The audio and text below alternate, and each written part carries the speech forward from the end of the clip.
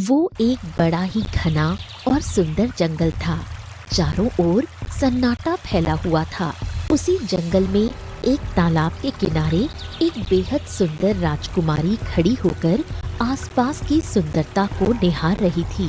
तभी अचानक आकाश से एक चील उड़ती हुई वहां आ गई। जैसे ही राजकुमारी की नजर उस चील पर पड़ी, अगले ही पल वो पत्थर की मूर्ति में परिवर्तित हो गई। चील कुछ देर तक पत्थर बनी राजकुमारी को देखती रह गई, फिर वो वहां से उड़कर चली गई। इस घटना के कुछ दिनों बाद हरियापुर गांव में अर्जुन नाम का एक गरीब लकड़हारा रहता था। अर्जुन जंगल में लकड़ियां काट रहा था।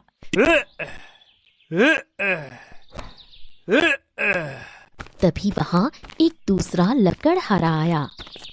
अरे भाई अर्जुन, अरे तुम यहाँ लकड़ियाँ काट रहे हो और दूसरी ओर तुम्हारा घर खतरे में है। ये सुनकर अर्जुन चौंक गया। क्या क्या क्या मतलब है तुम्हारा? अरे भाई, कल मैं गांव के महाजन से कर्ज मांगने गया था। वो तुम्हारे बारे में बातें कर रहा था। कह रहा था कि तुम्हारे पिताजी ने महाजन से कुछ समय पहले कर्ज लिया था और चुकाने से पहले ही तुम्हारे पिताजी चल बसे। महाजन ये कह रहा था कि वो तुम्हारे पास हिसाब किताब लेकर आएगा।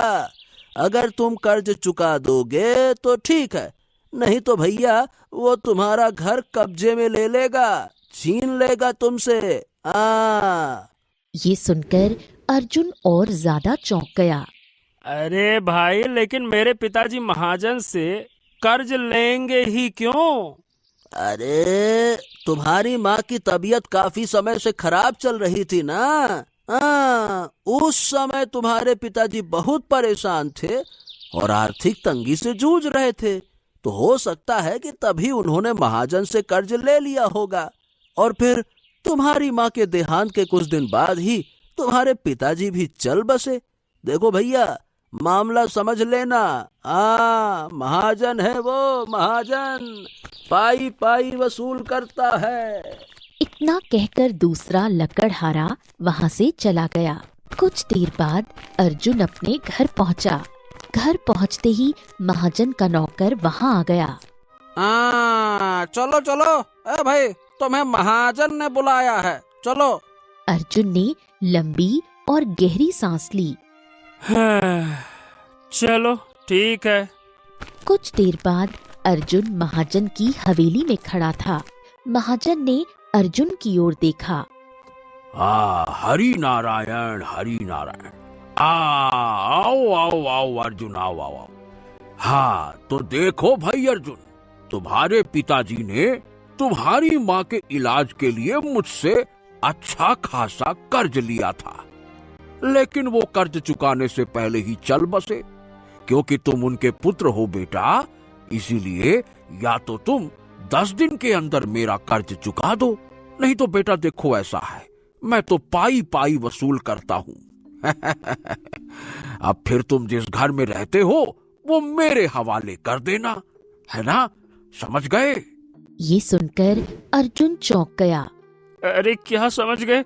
आप ये कैसी बातें कर रहे हैं? मैं भला इतनी जल्दी इतना सारा पैसों का इंतजाम कहाँ से कर सकता हूँ? देखिए महाजन जी, सही बताऊं तो मुझे तो ये भी नहीं पता है कि मेरे पिताजी ने आपसे कितना कर्ज लिया था, तो कितना चुकाना है और उसके बदले में क्या वास्तव में घर। महाजन क्रोधित हो गया। हरि नारायण हरि नारायण। अरे जितना भी लिया तो था ना। मैंने कर्ज अकेले नहीं दिया था, बल्कि मुखिया की मौजूदगी में दिया था। ऐ नौटंकी कहीं के, अगर तुम चाहो तो मुखिया से पूछ सकते हो। और ब्याज तो तुम जानते ही हो बेटा, ब्याज सहित रकम पूरे 50 सोने के सिक्के बनती है। या तो 50 सोने के सिक्के चुका दो या अपना घर मुझे दे दो। और ये फालतू की बातें ना करो, यहाँ से चुपचाप दफा हो जाओ, समझ गए? बात करते हो, कितना लिया था, बड़ा आया। अर्जुन क्रोधित हो गया। वाह वाह वाह वाह वाह वाह, ये सरासर बेईमानी है महाजन जी। अब पहले मैं मुखिया जी से पूछूंगा कि वास्तव में क्या मेरे पिताजी ने आपसे कर्ज लिया भी था या फिर नहीं। नहीं तो। इतना कहकर अर्जुन क्रोधित अवस्था में महाजन की हवेली से बाहर निकल गया। अगले दिन अर्जुन जंगल नहीं आया, वो सीधे मुखिया के घर पहुंचा। मुखिया अर्जुन को सुबह सुबह देखकर चौंक गया। अरे भाई अर्जुन, जहां तक मैं जानता हूँ तुम तो सुबह सुबह लकड़ियां काटने चले जाते हो। क्या बात है भाई, रास्ता भटक गए या फिर आज जंगल नहीं गए? नहीं मुखिया जी, मुझे आपसे जरूरी बात करनी है। हाँ हाँ, बोलो बोलो, क्या बात है? अर्जुन ने सारी घटना मुखिया को बता दी। ये बताइए, क्या मेरे पिताजी ने आपके सामने महाजन से कर्ज लिया था क्या? मुखिया गहरी सोच में डूब गया। ये हाँ हाँ हाँ हाँ हाँ हाँ हाँ, लिया तो था, लेकिन जहां तक मुझे याद है तुम्हारे पिताजी ने केवल 5 सोने के सिक्के ही लिए थे। ये सुनकर अर्जुन क्रोधित हो उठा। क्या बात कर रहे हैं? अरे लेकिन महाजन तो 50 सोने के सिक्के मांग रहा है। अब आप ही बताइए मुखिया जी, मैं इतनी बड़ी रकम 10 दिनों में कहां से लेकर आऊंगा? वो कहता है कि 50 सोने के सिक्के लेकर आओ, नहीं तो घर मेरे नाम करो। बताइए भला। मुखिया भी क्रोधित हो गया। अरे ये महाजन की बेईमानी से पूरा गांव परेशान है बेटा। मैंने तुम्हारे पिताजी को समझाया भी था कि वो उससे कर्ज ना लें, लेकिन उस समय अब क्या कहूं, तुम्हारी माँ यानी कि उनकी पत्नी की तबीयत बहुत खराब थी, वो बेचारे परेशान थे। अब जिस बात का डर था वही हुआ, आखिरकार तुम महाजन के चक्कर में फंस गए। अब अर्जुन की आंखों में आंसू आ गए। वही तो मुखिया जी, वो मेरा घर ले लेना चाहता है। वो सिर्फ घर नहीं है, माँ पिताजी की यादें सब कुछ है वहां पर। मेरी मदद कीजिए, महाजन मेरे घर पर कब्जा करने की धमकी दे रहा है। कुछ मदद कीजिए मुखिया जी। मुखिया ने गहरी सांस ली। हाँ, चलो ठीक है बेटा अर्जुन, मैं एक बार महाजन से बात करके देखता हूँ। हालांकि मैं जानता हूं कि जब उसकी नजर किसी घर या खेत पर पड़ जाती है तो वो उसे हासिल करके ही रहता है, लेकिन ठीक है, मैं बात करता हूं बात। तुम जाओ। अर्जुन चुपचाप वहां से चला गया। दोपहर में जब मुखिया भोजन करने बैठा तब उसकी पुत्री मीरा उससे बोली, पिताजी क्या हुआ? आखिर अर्जुन यहाँ क्यों आया था? मैंने देखा कि वो रो रहा था। मुखिया ने सारी घटना अपनी पुत्री को बता दी। तभी मुखिया की पत्नी कौशल्या बोली, आखिर आप इस गांव के मुखिया हैं, महाजन आपके सामने अपनी मनमानी करता है तो आप कुछ कहते क्यों नहीं? मुखिया ने गहरी सांस ली। अरे कौशल्या, अब तुम अच्छी तरह से जानती हो कि महाजन बहुत धनी है। एक तरह से वही इस गांव का जमींदार है। गांव के लोग मुसीबत में उसी से कर्ज लेते हैं और वो कागजों पर अंगूठा लगवाकर उनकी जमीन हड़प लेता है। क्या कहूं, मैं तो चाह कर भी कुछ नहीं कर सकता। बस बेचारे अर्जुन पर बड़ी दया आ रही है। कुछ समय पहले ही उसकी माँ चल बसी, फिर उसके पिता चल बसे, अब ऊपर से ये महाजन उसके घर के पीछे पड़ गया। अब ये सब अच्छा नहीं लगता। जो भी हो पिताजी, आपको अर्जुन की सहायता करनी चाहिए। हाँ, बात तो सही है बेटे। ठीक है, अब महाजन से बात करके ही पता चलेगा कि उसके दिमाग में आखिर चल क्या रहा है। भोजन के बाद मुखिया सीधे महाजन की हवेली पहुंचा। राम राम महाजन। देखो भाई महाजन, ये सच है कि अर्जुन के पिता ने मेरे सामने तुमसे 5 सोने के सिक्के कर्ज के रूप में लिए थे, लेकिन भाई अर्जुन कह रहा है कि तुम उससे 50 सोने के सिक्के मांग रहे हो। नारायण नारायण, बिल्कुल मांग रहा हूँ। अरे भाई, इतने दिनों तक मैंने अपना कर्जा नहीं वसूला, लेकिन इसका मतलब ये नहीं होता है कि मैं ब्याज छोड़ दूंगा। हाँ, रोज ब्याज बढ़ता जा रहा है और अब रकम 50 सोने के सिक्के हो चुकी है। मैं 50 से एक सिक्का भी कम नहीं लूंगा, और वो भी 10 दिन के अंदर। हाँ। अरे लेकिन महाजन, अर्जुन इतने कम समय में इतनी बड़ी रकम कहाँ से लाएगा? ये तो अर्जुन की समस्या है, मेरी थोड़ी है। अगर चुका देगा तो ठीक है, नहीं तो मैं उसका घर ले लूंगा। और क्या समस्या है बताओ? मुखिया ने बहुत समझाने की कोशिश की, लेकिन महाजन नहीं माना। थक हार कर मुखिया वहाँ से चला गया। मुखिया अर्जुन के घर पहुँचा। हाँ बेटा अर्जुन, महाजन की नीयत तुम्हारे घर पर खराब है। मैंने बहुत कोशिश की, लेकिन वो नहीं माना। माफ करना बेटा, माफ करना। इतना कहकर मुखिया नाराज होकर वहाँ से चला गया। 10 दिन बीत गए। महाजन अर्जुन के घर आ पहुँचा। नारायण नारायण, ये बेटा अर्जुन, अर्जुन, हाँ आओ आओ आओ बेटा। 10 दिन पूरे हो चुके हैं। लाओ लाओ बेटा, मेरे 50 सोने के सिक्के दे दो, लाओ। महाजन जी, देखिए मैं कोई व्यापारी नहीं हूँ, मैं एक साधारण सा लकड़हारा हूँ। अच्छा अच्छा, समझ गया। तो लाओ बेटा, फिर खुशी खुशी अपने घर की चाबी मुझको दे दो और यहां से दफा हो जाओ। देखो क्या है बेटा, हमारे आदमी लोग तुमको मारेंगे, फिर घसीटेंगे, फिर धक्के मारकर बाहर निकालेंगे, बेइज्जती होगी। ये अच्छा नहीं लगता है ना? मैं तुम्हारे भले के लिए कहता हूं, लाओ लाओ, चाबी दे दो, लाओ बेटा, और कागजात भी दे दो, लाओ। अर्जुन की आंखों में आंसू आ गए। वो अपना जरूरी सामान निकालता है और घर की चाबी महाजन को सौंप देता है और अपना घर छोड़कर बाहर निकल जाता है। अर्जुन कुछ दूर ही गया था कि रास्ते में उसे मुखिया मिल गया। अरे अर्जुन, ओहो हो, तुम्हारे साथ तो ये बहुत बड़ा अन्याय हो गया। अब बेटा तुम कहाँ जाओगे? अब अच्छा चलो, एक काम करो, मेरे घर में रुको। आ जाओ आ जाओ आ जाओ। नहीं नहीं नहीं नहीं मुखिया जी, मुझे भीख नहीं चाहिए, मुझे न्याय चाहिए था। आपने कोशिश की पर आप सफल नहीं हुए।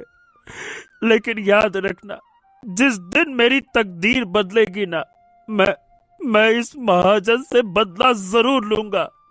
मैं इससे बदला लूंगा, मैं लूंगा बदला, लूंगा। इतना कहकर अर्जुन गांव छोड़कर जंगल की ओर निकल गया। अर्जुन जंगलों में भटकने लगा। थककर वो एक वृक्ष के नीचे बैठ गया और रोते हुए बोला, जहां सरेआम अन्याय होता हो और लोग आंख बंद कर लेते हो, ऐसे संसार में मुझे नहीं रहना। अब से तन्हाई ही मेरा साथी है और जंगल ही मेरा घर है।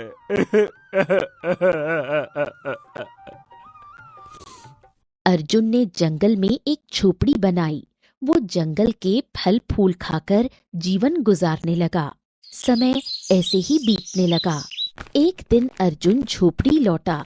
उसे बहुत प्यास लगी थी, लेकिन मटका खाली था।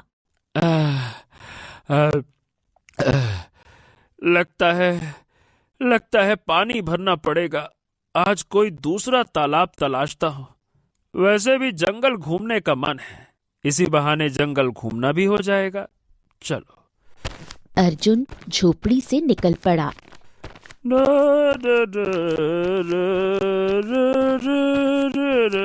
काफी दूर चलने के बाद उसे एक बहुत सुंदर तालाब दिखाई दिया। तालाब के किनारे एक बेहद सुंदर राजकुमारी की पत्थर की मूर्ति खड़ी थी। अरे ये तो किसी राजकुमारी की मूर्ति लगती है। बाप रे, इसको देखकर तो ऐसा लगता है जैसे ये कभी जीवित रही हो और अचानक से पत्थर बन गई हो। एकदम वास्तविक। बाप रे। अर्जुन काफी देर तक उस मूर्ति को निहारता रहा।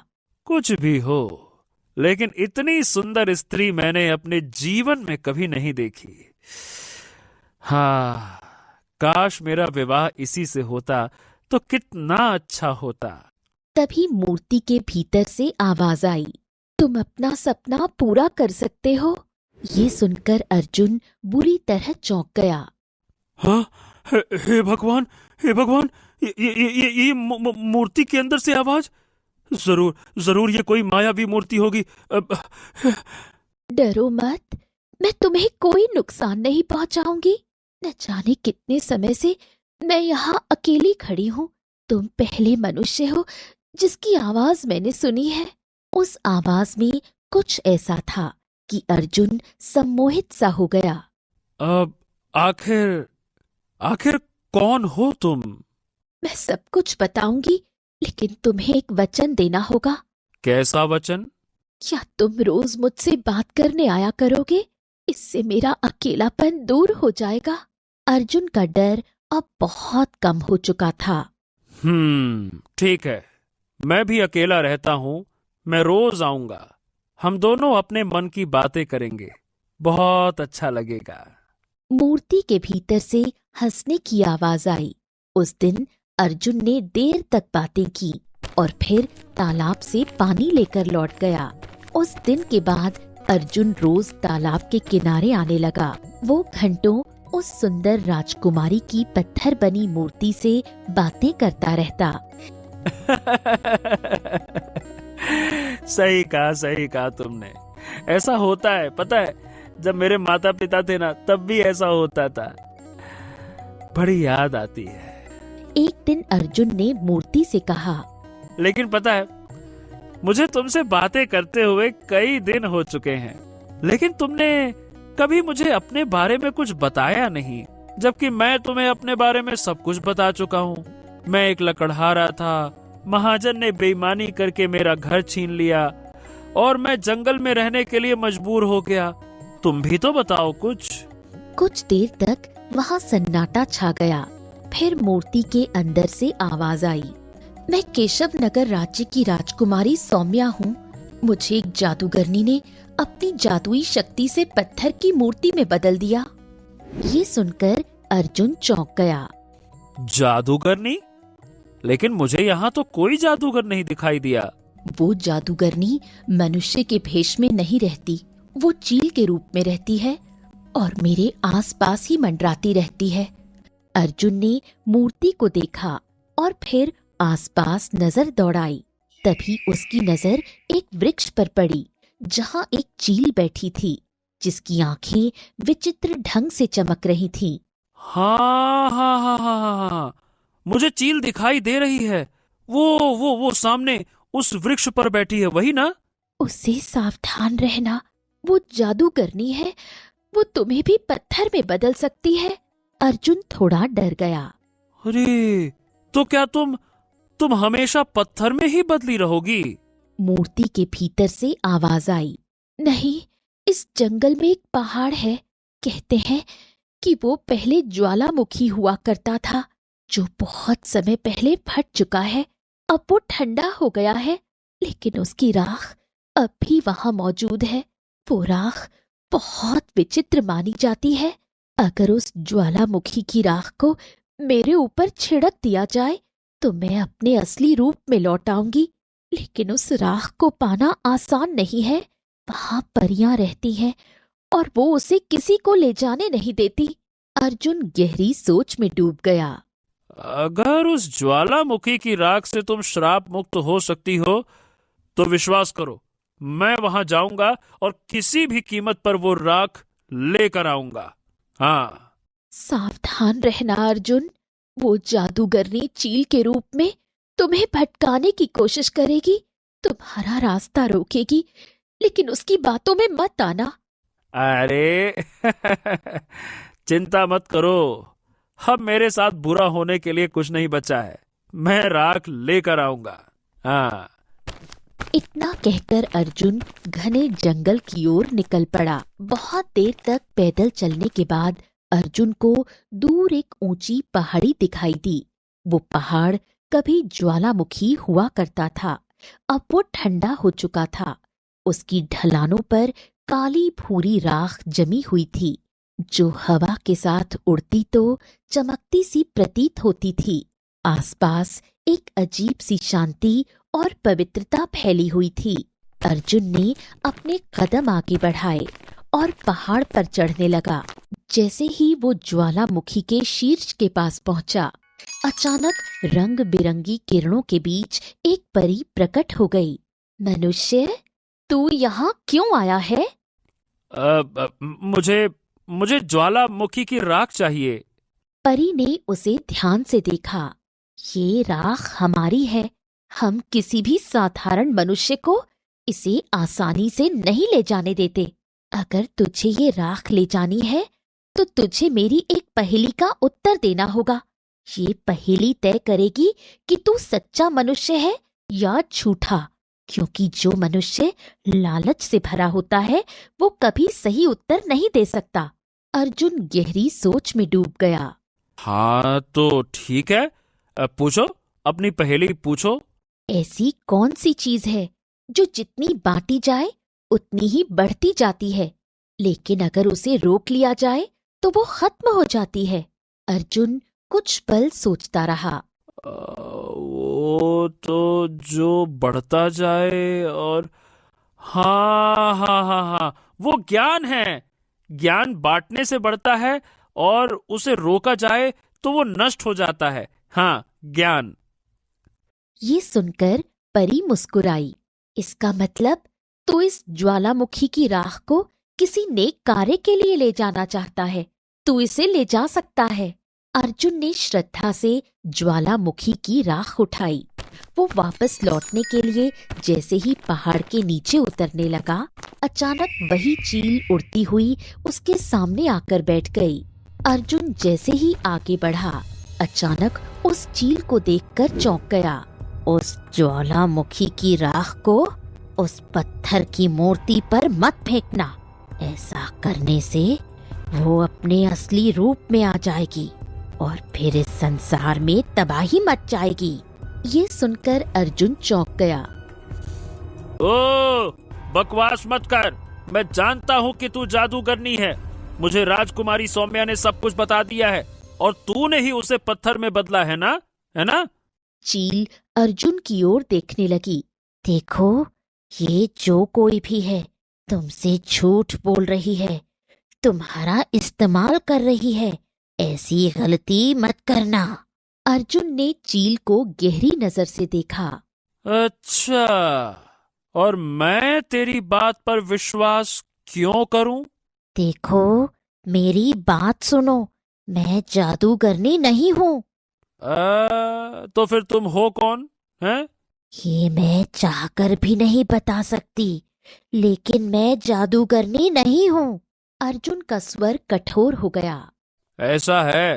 फालतू की बकवास तो करो मत। मैं तुम्हारी बात पर बिल्कुल विश्वास नहीं करता। जादू करनी नहीं तो। इतना कहकर अर्जुन आगे बढ़ा। चील फिर उड़कर अर्जुन के सामने आ बैठी। उसकी आंखों से आंसू बहने लगे। अर्जुन ने उसकी आंखों को ध्यान से देखा। ओ, ये मगरमच्छ के आंसू बहाने से कुछ नहीं होगा। तू मुझे बहका नहीं सकती है। बड़ी आई, जादू करनी होगी तू अपने यहाँ। मेरे सामने तेरा कोई जादू नहीं चलने वाला। नहीं तो। इतना कहकर अर्जुन आगे बढ़ गया। अर्जुन जैसे ही पत्थर की मूर्ति के पास पहुंचने वाला था, अचानक उसके कानों में एक आवाज टकराई। रुक जाओ। अर्जुन पीछे पलटा। उसके सामने एक साधु खड़ा था। साधु अर्जुन को गहरी नजर से देखने लगा। मैं जानता हूं कि तुम उस पत्थर की मूर्ति से बात कर रहे हो और उसे श्राप से मुक्त करना चाहते हो। हाँ, तो इसमें बुरा क्या है? साधु अर्जुन के पास आया। अगर मैं तुम्हें सच्चाई बताऊं तो शायद तुम विश्वास नहीं करोगे। बच्चे, तुम उस पत्थर की मूर्ति के प्रेम में पूरी तरह से सम्मोहित हो चुके हो। याद रखना, तुम ज्वालामुखी की राख से उसे मुक्त करना चाहते हो, लेकिन इस जादुई राख को पूरी तरह से खत्म मत करना। इसे थोड़ा सा बचा के रखना। ये राख केवल उस पत्थर की राजकुमारी को मुक्त करने के लिए नहीं है, बल्कि किसी भी श्रापित मनुष्य को मुक्त करने की शक्ति रखती है ये राख। चलो, हरिओम हरिओम हरिओम। इतना कहकर साधु वहां से चला गया। अर्जुन गहरी सोच में डूब गया। कुछ देर बाद वो सीधे तालाब के किनारे पहुंचा। पत्थर बनी राजकुमारी सौम्या अर्जुन से बोल उठी, क्या तुम जादुई ज्वालामुखी की राख ले आए? हाँ हाँ, मैं ले आया हूँ। अर्जुन ने अपनी झोली से जादुई राख की आधी मुट्ठी निकाली। उसने वो राख राजकुमारी सौम्या पर छिड़क दी। अगले ही पल रंग बिरंगी किरणों के साथ राजकुमारी सौम्या अपने असली रूप में आ गई। वो खुशी से अर्जुन की ओर देखने लगी। तुमने मुझे श्राप से मुक्त कर दिया। उसी पल वो चील उड़ती हुई वहां आ गई। इसी चील ने मुझे पत्थर में बदला था। अब मैं इसे जलाकर राख कर दूंगी। ये सुनकर अर्जुन चौंक गया। उसने तुरंत बची हुई जादुई राख चील पर फेंक दी। अगले ही पल रंग बिरंगी किरणों के साथ वो चील भी राजकुमारी सौम्या के ही रूप में बदल गई। अब अर्जुन के सामने दो राजकुमारियां खड़ी थीं। हैं? अब तुम कौन हो? ये तुमने क्या कर दिया? तुमने इस पर बची हुई जादुई राख क्यों फेंकी? देखो, ये मेरे ही रूप में बदल गई। अर्जुन ने दूसरी राजकुमारी को देखा। इस चील ने मेरा रास्ता रोका था और मैंने इसकी बातों पर विश्वास नहीं किया, लेकिन तुमने अभी कहा कि तुम इसे जलाकर राख कर दोगी। ये बताओ, अगर तुम सच्ची राजकुमारी होती तो तुम्हारे अंदर ये शक्ति कहाँ से आती कि तुम किसी को भी भस्म कर सको? ये सुनकर पहली राजकुमारी हंसने लगी। उसकी हंसी डरावनी होती चली गई। बड़ा ही चतुर मनुष्य है तू। अगले ही पल रंग बिरंगी किरणों के बीच वो अपने असली रूप में आ गई। वो कोई राजकुमारी नहीं, वो जादूगरनी थी। पहली राजकुमारी सौम्या को जादूगरनी में परिवर्तित होते देखकर अर्जुन बुरी तरह चौंक गया। तभी दूसरी राजकुमारी सौम्या अर्जुन के नजदीक आकर बोली, सच्चाई यही थी अर्जुन। तुम्हारे सामने जो पत्थर की मूर्ति बनी हुई खड़ी थी वो असली जादूगरनी थी, जो मेरा रूप लेकर पत्थर बनी हुई थी। उसी जादूगरनी ने मुझे चील में बदल दिया था। तभी वहाँ वही साधु आ गया। अब तुम्हें विश्वास हो गया कि सच्चाई क्या है। ये सुनते ही जादूगरनी क्रोधित हो गई। तूने मुझे पत्थर में बदला था, अब मैं तुझे जलाकर राख कर दूंगी। साधु मुस्कुराया। मैं जानता था कि एक ना एक दिन तू अपनी शक्तियों का दुरुपयोग करके किसी सच्चे मनुष्य को बहला फुसलाकर अपने असली रूप में आ ही जाएगी। इसीलिए मैं पहले से ही तैयारी कर रहा था ताकि तुझे भस्म कर सकूं। इतना कहकर साधु ने अपनी झोली से अभिमंत्रित राख निकाली। ओम नमः शिवाय नमः शिवाय। ओम। उसने वो राख जादूगरनी पर फेंक दी। अगले ही पल जादूगरनी के शरीर में आग लग गई। ये तूने क्या कर दिया? कुछ ही क्षणों में जादूगरनी जलकर राख हो गई। राजकुमारी सौम्या दौड़कर अर्जुन के गले लग गई। अर्जुन अभी भी सदमे में था। बाप रे! आखिर आखिर आखिर ये सब कुछ था क्या? राजकुमारी सौम्या ने धीरे धीरे उसे अलग किया। मैं तुम्हें सब कुछ बताती हूँ। मैं केशव नगर राज्य की असली राजकुमारी हूँ। मैं अक्सर अकेले जंगल में शिकार खेलने निकल जाती थी। एक दिन राजकुमारी सौम्या घने जंगल में खड़ी थी। तभी वहाँ एक साधु आया। हाँ राजकुमारी सौम्या, आपको अब वापस लौट जाना चाहिए। आप नहीं जानती कि एक जादूगरनी काफी समय से आप पर बुरी नजर लगाए बैठी है। वो आपको नुकसान पहुंचा सकती है। राजकुमारी सौम्या चौंक गई। क्या बकवास कर रहे हो? वो जादूगरनी भला मुझे क्या नुकसान पहुंचाएगी? वो कोई साधारण जादूगरनी नहीं है। वो किसी भी मानव का रूप धारण कर सकती है। वो बेगुनाह मनुष्यों की बलि लेकर अमर होना चाहती है। हमें तो डर इस बात का है कि कहीं वो आपको नुकसान पहुंचाकर आपके ही रूप में सिंहासन पर ना बैठ जाए, और अगर ऐसा हुआ फिर तो पूरे राज्य में तबाही मच जाएगी। राजकुमारी सौम्या मुस्कुराई। मुझे ऐसी बकवास और वाहियात बातें सुनने में कोई दिलचस्पी नहीं है। इतना कहकर वो आगे बढ़ गई। राजकुमारी सौम्या कुछ ही दूर आगे बढ़ी थी कि अचानक रंग बिरंगी किरणों के साथ वही जादूगरनी प्रकट हो गई। राजकुमारी सौम्या चौंक गई। कौन हो तुम? अब तेरा रूप धारण करूंगी और तुझे हमेशा के लिए चील में बदल दूंगी। फिर तेरे स्थान पर मैं राज्य में जाऊंगी, सिंहासन पर बैठूंगी और जिसका चाहूं उसका खून पीऊंगी। अब मुझे अमर होने से कोई नहीं रोक सकता। इतना कहकर जादूगरनी की आंखों से रंग बिरंगी किरणें निकली। वो किरणें राजकुमारी सौम्या के शरीर पर पड़ी। कुछ ही क्षणों में राजकुमारी सौम्या चील में परिवर्तित हो गई। जादूगरनी हंसने लगी। अगले ही पल वो स्वयं रंग बिरंगी किरणों के साथ राजकुमारी सौम्या के रूप में बदल गई। अब तू इस जंगल से कभी बाहर नहीं निकल पाएगी। याद रखना, अगर तूने अपनी सच्चाई किसी को भी बताई तो तू जलकर राख हो जाएगी। तभी वहां वही साधु आ गया। मैंने तुम्हें चेतावनी दी थी राजकुमारी, लेकिन तुमने मेरी बातों को नजरअंदाज कर दिया। अब इसका गंभीर परिणाम तुम्हें भुगतना पड़ेगा। साधु ने गहरी सांस ली। ये जादूगरनी बहुत शक्तिशाली है। अभी मेरे भीतर इतनी शक्ति नहीं है कि मैं इसे भस्म कर सकूं। लेकिन मेरे अंदर इतनी शक्ति है साधु कि मैं तुझे भस्म कर सकती हूँ। साधु मुस्कुराया। भस्म करने की शक्ति भले ही ना हो, लेकिन तुझे रोकने की शक्ति जरूर है। अगले ही पल साधु ने मंत्र पढ़ना शुरू किया। ओम।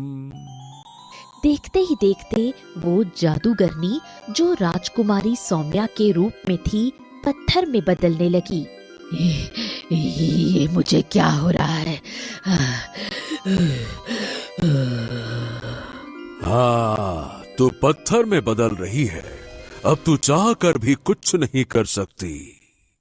कुछ ही देर में जादूगरनी राजकुमारी सौम्या के रूप में पूरी तरह पत्थर में परिवर्तित हो गई। चील की आंखों से आंसू बहने लगे। अब मेरा क्या होगा साधु महाराज? चिंता मत कर, नियति में जो लिखा होगा वही होगा। अगर कोई भला मनुष्य जंगल के ज्वालामुखी के पहाड़ की राख तेरे ऊपर फेंकेगा तो तू श्राप से मुक्त हो जाएगी। ये सुनकर अर्जुन चौंक गया। राजकुमारी सौम्या मुस्कुराई। और तुमने मुझे श्राप से मुक्त कर दिया। अर्जुन भी मुस्कुराया। मैं जादूगरनी के धोखे में आ गया था। समझ नहीं पा रहा था कि कौन सच्चा और कौन झूठा, लेकिन जब तुमने कहा कि तुम उसे जलाकर राख कर दोगी, मैं समझ गया कि तुम्हारे आंसू सच्चे थे, क्योंकि साधारण मनुष्य में किसी को जलाने की शक्ति नहीं होती।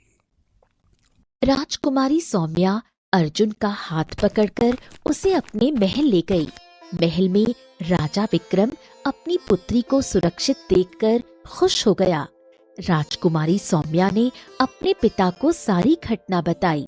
राजा विक्रम ने मुस्कुराते हुए अर्जुन की ओर देखा। हाँ, शाबाश, तुम्हारी वजह से हमारी बेटी श्राप से मुक्त हुई और तुम्हारी वजह से पूरा राज्य संकट में आने से बच गया। बेटे, हम तुम्हारा विवाह अपनी पुत्री से करेंगे और तुम्हें इस राज्य का राजा बनाएंगे। खुशी के माहौल में अर्जुन और राजकुमारी सौम्या का विवाह धूमधाम से संपन्न हुआ। राजा विक्रम ने अर्जुन को उस राज्य का राजा घोषित कर दिया। कुछ दिन बाद अर्जुन अपनी पत्नी राजकुमारी सौम्या और सैनिकों के साथ हरियापुर गांव पहुंचा। उसे राजा के रूप में देखकर गांव वाले चौंक गए। महाजन बुरी तरह घबरा गया। अरे नारायण नारायण, ये क्या? अरे भाई, तुम राजा कैसे बन गए भाई? तभी वहां गांव का मुखिया आ गया। अर्जुन मुस्कुराया और मुखिया को सारी घटना बताई। वाह वाह वाह वाह, तुम बड़े तकदीर वाले हो अर्जुन, शाबाश। मुखिया जी, मैंने आपसे कहा था ना कि जिस दिन मेरी तकदीर बदलेगी मैं न्याय जरूर करूंगा और महाजन से बदला भी जरूर लूंगा। इतना कहकर अर्जुन ने अपने सैनिकों की ओर देखा। सैनिकों, इस महाजन को गिरफ्तार कर लो। इसने न जाने कितने मासूम और असहाय लोगों पर मनमाना ब्याज लगाकर उनकी संपत्ति और खेत हड़प लिया। महाजन गिड़गिड़ाने लगा। नारायण नारायण नारायण, मुझे माफ कर दो बेटा। बेटा, गलती हो जाती है कभी कभी। अर्जुन की आवाज में दृढ़ता थी। माफ कर दीजिए महाराज, गलती हो गई फिर से। मैंने बेटा कहा। महाराज माफ कर दीजिए महाराज, मुझसे गलती हो गई महाराज। बस, कोई तुम्हें माफी नहीं मिलने वाली। तुझे माफ करना मेरे जीवन की सबसे बड़ी भूल होगी। ऐसे पापी की सजा होगी आजीवन कारावास। ले जाओ इसे। सैनिकों ने